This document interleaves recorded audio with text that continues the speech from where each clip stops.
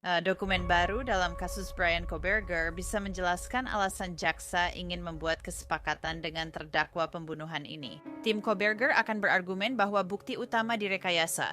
Apakah ini cukup menimbulkan keraguan? Kita akan bahas. Saya Angela Televi dan ini adalah Law and Crime.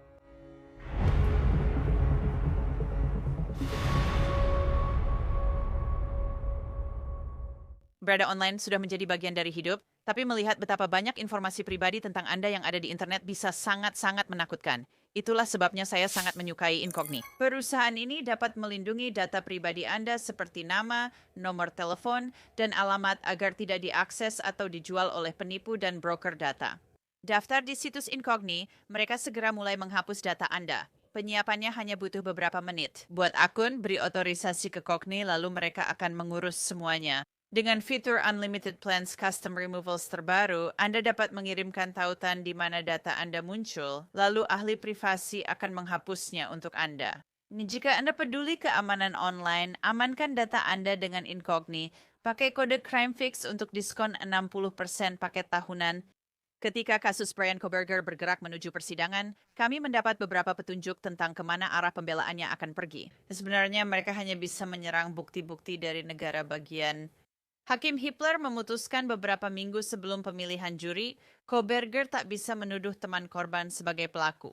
Jadi dia tidak punya banyak pilihan, dan dia juga tidak punya alibi yang akan diizinkan hakim untuk dia sampaikan.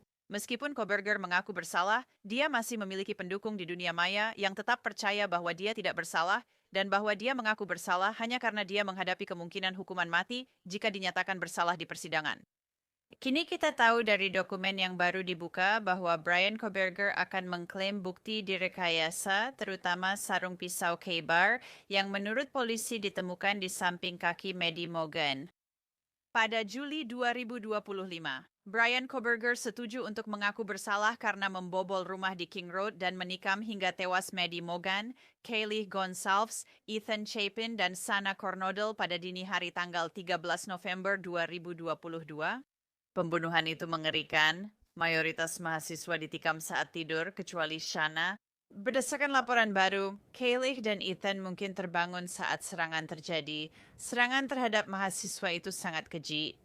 Laporan autopsi menyebut Kaylee mengalami lebih dari 24 luka di wajah dan juga ditikam di dada. Kadar alkohol dalam darahnya sedikit di atas batas legal, yaitu 0,107.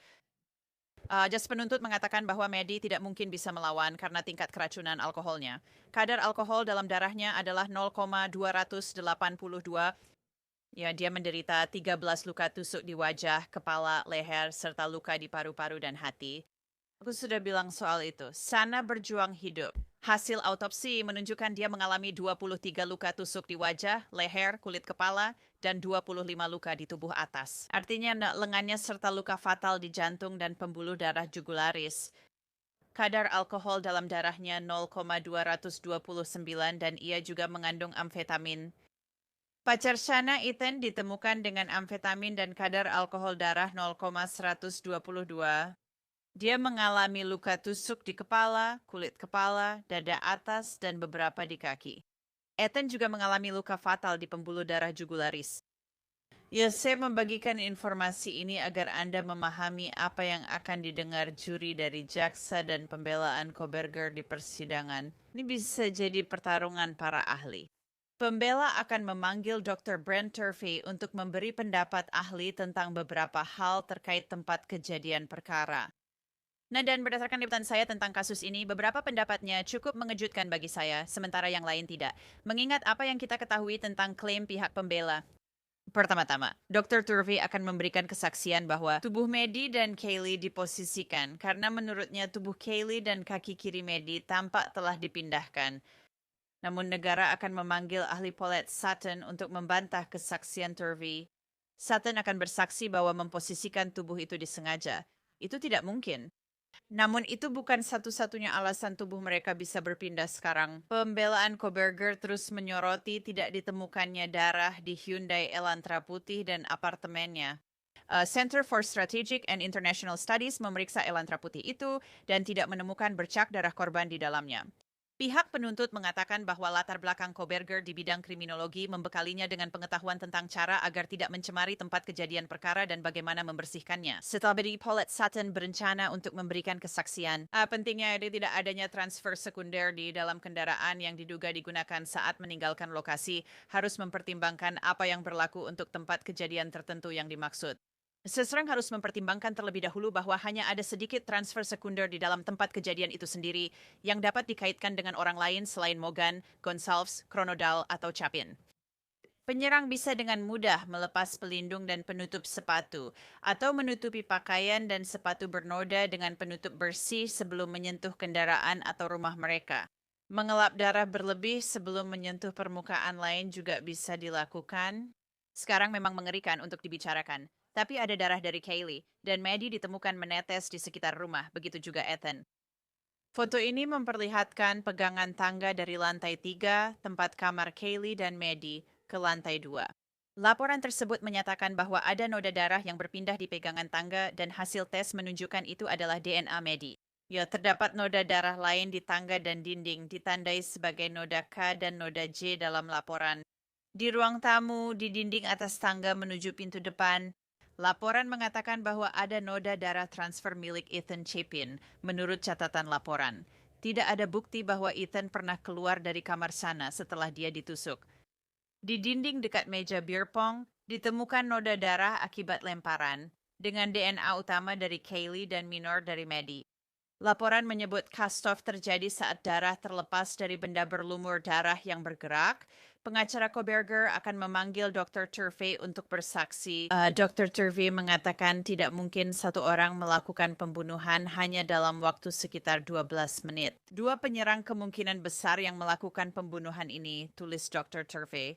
Sulit dipercaya Ethan tetap di tempat tidur saat terjaga, sementara Shanna diserang di depannya. Bukti dan konteks ini mulai menunjukkan adanya penyerang kedua, lanjut Turvey. Setidaknya 2 tersangka terlibat dalam serangan ini. Hal ini ditunjukkan oleh fakta bahwa beberapa senjata digunakan terhadap Kaylee, bahwa beberapa jenis kekuatan mematikan digunakan terhadap Kaylee. Ethan dan Shanna tampaknya diserang bersamaan.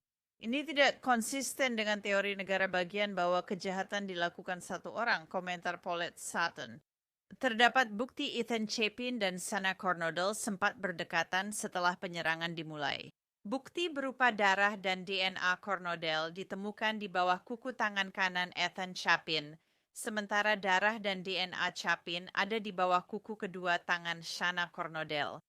Satu penyerang bisa mengendalikan 2 orang yang berada dalam jarak dekat satu sama lain, terutama jika penyerang tersebut bersenjata. Seorang pelaku bisa memakai lebih dari satu senjata dan berbagai jenis kekuatan mematikan.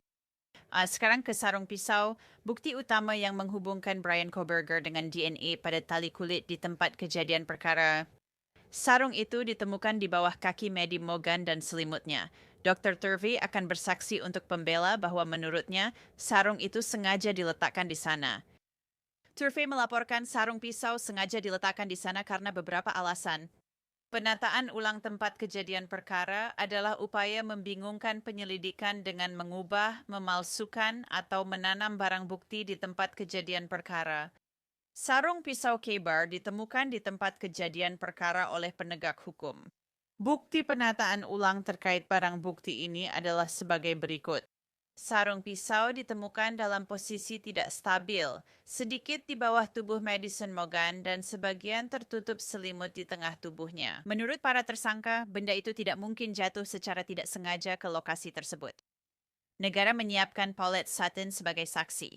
Sarung pisau mungkin terjebak di bawah tubuh Madison Morgan saat ia menggerakkan kaki kirinya dari tempat tidur.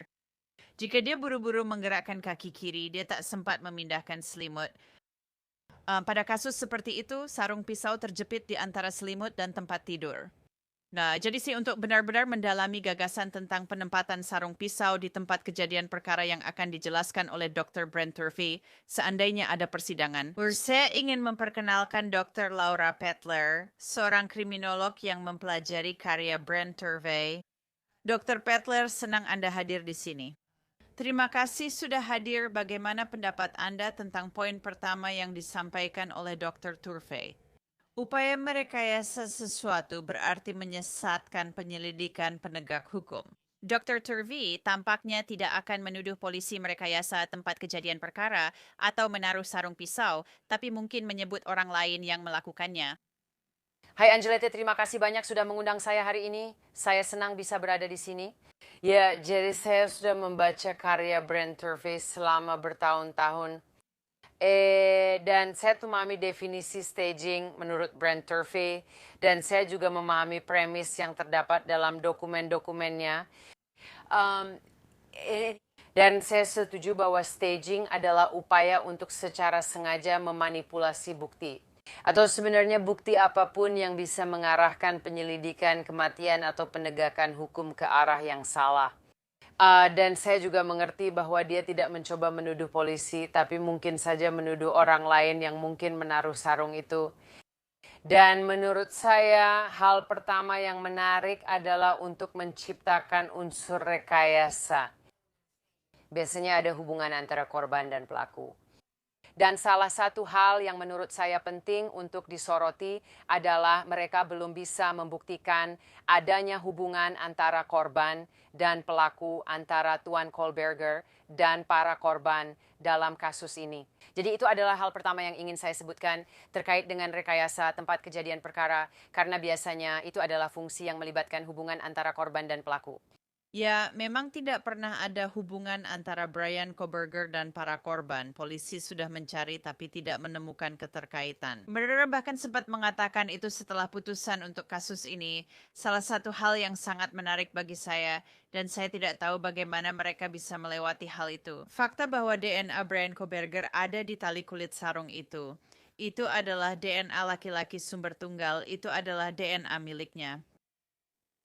Ya, saya tidak tahu bagaimana mereka melewati rintangan itu atau apa yang akan dikatakan pihak pembela. Seseorang mencuri sarung dari mobilnya. Ya, dia punya karena membelinya di Amazon. Saya tidak tahu menurutmu apa yang akan mereka lakukan atau pendapatmu tentang itu. Kamu tahu, saya bukan ahli DNA, jadi saya tidak ingin terlalu jauh dan memberikan pendapat apapun tentang DNA. Tapi menurut saya, sebagai kriminolog forensik, akan sulit untuk menanamkan DNA seseorang pada sarung yang dimiliki oleh orang lain. Itu artinya kamu harus mengumpulkannya dari orang lain. Dan kemudian tidak mencemarinya, dan kemudian tidak mencemarinya, bukan hanya dengan orang lain, tapi juga dirimu sendiri, lalu menempelkannya pada sarung itu, dan memastikan bahwa itu dipindahkan secara fisik ke tempat kejadian tanpa tercemar. Akan banyak masalah bagi saya mempresentasikan hal seperti itu di pengadilan, seperti bagaimana caranya, bagaimana kamu bisa melakukannya.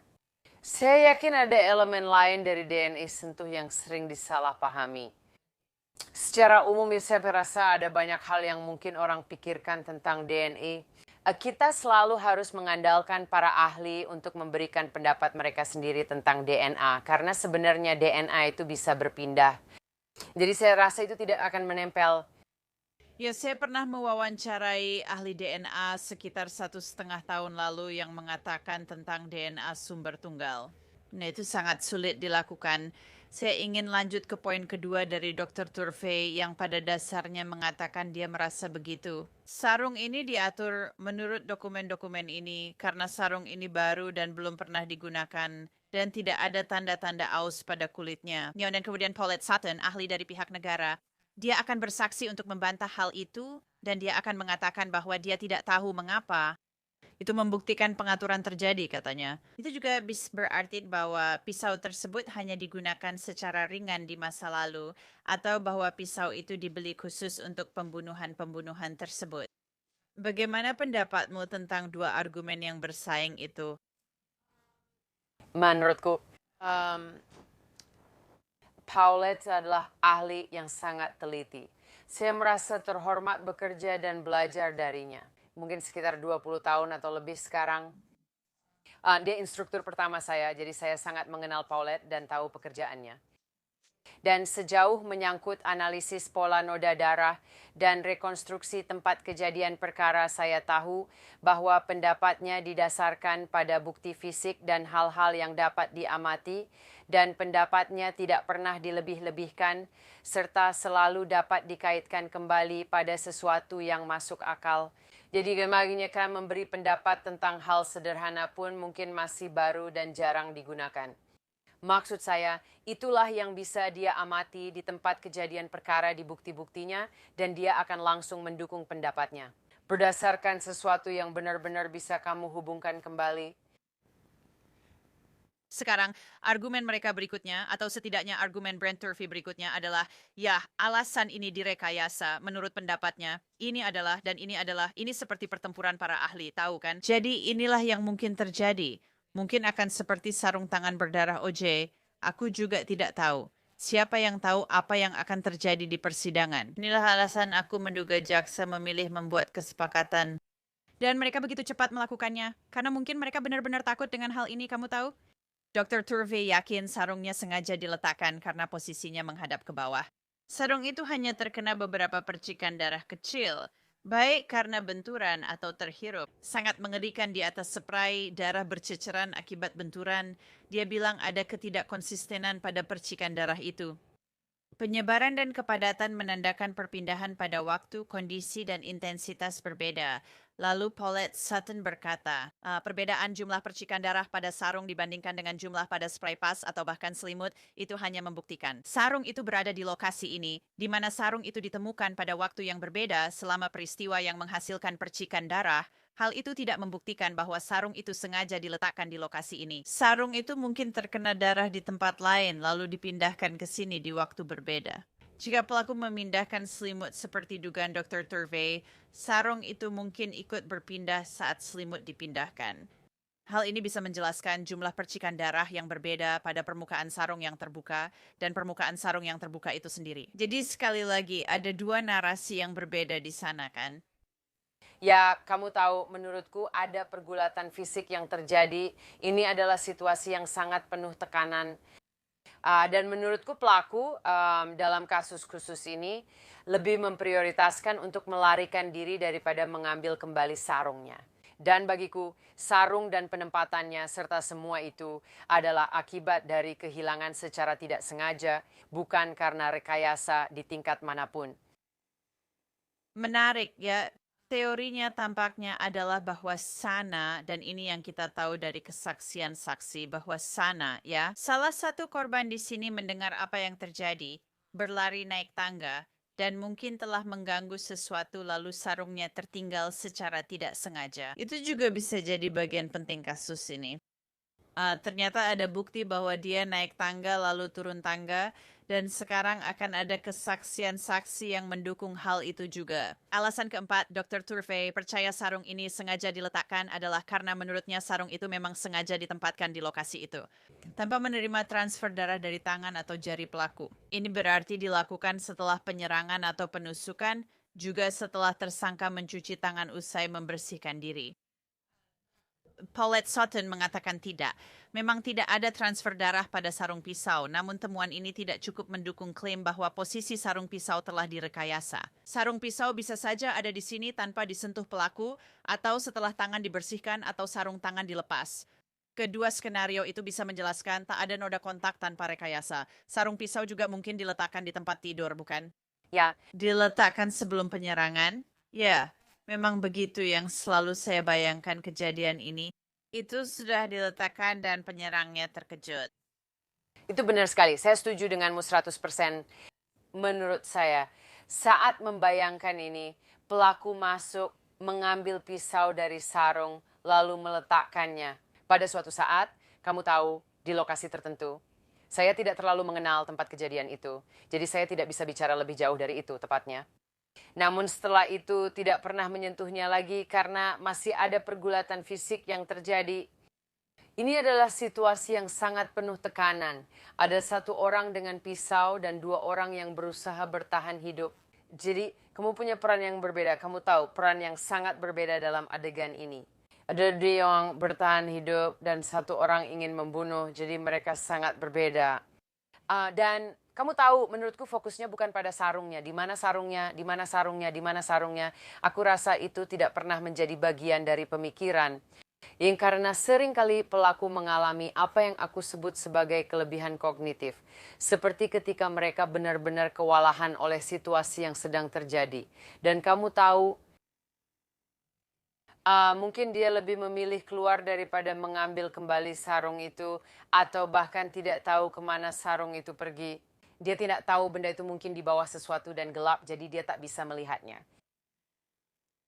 Perasaanmu selalu begitu, hanya dengan melihat tempat kejadian perkara ini dan mencoba menyusun atau membayangkan kembali di pikiranku, apa yang mungkin terjadi adalah bahwa pelaku naik ke lantai 3. Dia ada di kamar mandi, mengira hanya akan bertemu Madi, bukan dua gadis di ranjang, lalu terkejut dengan kehadiran gadis kedua, dan kemudian mungkin Sana, yang ketiga, datang ke lantai 3. Itu menciptakan kekacauan. Semuanya tidak berjalan sesuai rencana. Itu hanya pendapatku saja. Aku setuju 100% denganmu, itu juga pendapatku. Memang aku belum banyak kerja di kasus ini, Angelet, tapi aku pernah melakukannya. Itu pertama kalinya terjadi, aku sempat melihatnya sedikit dan itu sudah jadi pendapatku sejak awal. Seperti yang kamu katakan, memang ada target tertentu. Dia tak menyangka akan ada dua orang di sana bersamaan, sehingga harus menghadapi keduanya dan dua orang lain mendengar hal ini. Dan menurutku menarik ketika kamu menyebutkan bahwa ada bukti Sana naik tangga lalu turun lagi. Aku tidak tahu tentang itu. Itu sangat menarik dan aku setuju denganmu. Itu sama seperti yang kupikirkan sejak awal, hanya satu orang yang jadi target.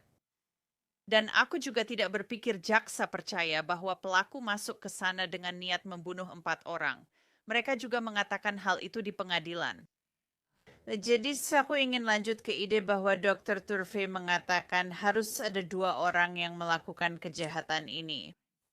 Bukan 1 orang. Tidak mungkin. Tapi Paulette Sutton bilang, itu bisa saja 1 orang, tahu kan? Sebelumnya di acara NC aku membaca hasil autopsi dan membicarakan kadar alkohol dalam darah, terutama Maddie dan semua anak-anak. Sebenarnya semua korban di sini. Mereka benar-benar mabuk. Mereka sudah pergi ke pesta, ke bar, dan ke pertandingan sepak bola. Jadi ada 1 orang yang dipenuhi adrenalin menyerang orang-orang saat mereka tidur. Menurutmu bagaimana tentang itu? Memang bisa 2 orang, tapi kamu yakin 1 orang juga bisa melakukannya? Kamu selalu penting untuk menyadari bahwa kamu harus mempertimbangkan alternatif ketika sedang melihat kasus pembunuhan tertentu. Dan kegagalan untuk melihat alternatif membuat orang jadi berpikiran sempit yang tidak pernah baik. Itu sempit, jadi kita harus tetap berpikiran luas. Tapi dalam kasus khusus ini penting untuk menyadari bahwa pelaku memiliki keuntungan karena membawa senjata. Kamu tahu, dia satu-satunya orang yang memegang senjata. Dia memiliki unsur kejutan. Dia juga telah mengisolasi para korban. Dan seperti yang kamu katakan, semua orang dalam keadaan mabuk setelah pulang dari malam bersenang-senang bersama teman-teman. Jadi dia benar-benar memiliki keunggulan penuh dalam berbagai hal di setiap situasi dalam kasus ini. Dan aku tidak berpikir ada bukti yang mendukung adanya lebih dari satu pelaku. Seringkali jika ada lebih dari satu pelaku, kamu akan melihat pola luka yang berbeda. Mereka mengambil peran yang berbeda, urutannya juga berbeda, mereka berkoordinasi, dan mereka biasanya datang seperti tim tag. Oke, kamu akan lakukan ini dan aku lakukan itu kan? Aku juga tidak lihat buktinya. Kamu akan menemukan jejak kaki atau bukti lain dari 2 orang di sana, tapi menurutku kita tidak menemukannya di kasus ini. Menurutku ini akan menjadi persidangan yang sangat menarik, tapi seperti yang kita tahu, hanya butuh 1 juri untuk membuat keputusan juri buntu. Dan membaca semua ini, aku jadi bertanya-tanya, dengan perhatian yang didapatkan kasus ini, apakah jaksa ingin membuat kesepakatan karena mereka khawatir mungkin Dr. Turvey akan meyakinkan? Pengalamanku di kantor kejaksaan sebagai penyidik di sana dan melihat jaksa menuntut kasus pembunuhan. Mereka mengambil keputusan berdasarkan kualitas. kuantitas bukti, dan berupaya mengurangi risiko di persidangan. Dan seperti yang kamu sebutkan, mungkin para jaksa khawatir tentang kemungkinan vonis bersalah dalam kasus ini karena ada hal-hal yang menurut mereka bisa membuat juri ragu. Mungkin saja ada satu juri yang tidak setuju. Hal itu bisa berujung pada sidang batal atau bencana lain bagi keluarga-keluarga ini, dan menurutku mereka berusaha menghindari rasa sakit tambahan bagi mereka. Nah, kasus ini sangat mengerikan. Terima kasih banyak Dr. Laura Petler sudah bergabung. Saya sangat menghargai dan berharap Anda bisa kembali lagi. Terima kasih atas undangannya, Angelette Levy. Satu hal lagi, ada banyak diskusi tentang dua profil laki-laki tak dikenal di rumah King Road. Satu di pegangan dalam rumah, satu di sarung tangan di luar. Analis DNA dari negara bagian berencana untuk bersaksi bahwa sampel-sampel tersebut tidak dimasukkan ke dalam kodis karena lokasi mereka di tempat kejadian perkara. Sampel-sampel itu tidak dianggap probatif dan analis akan bersaksi. Karena itu sampel-sampel tersebut tidak dimasukkan ke sistem indeks DNA gabungan untuk identifikasi. Itu akhir episode Law and Crime. Saya Angelette Levy, terima kasih dan sampai jumpa lagi.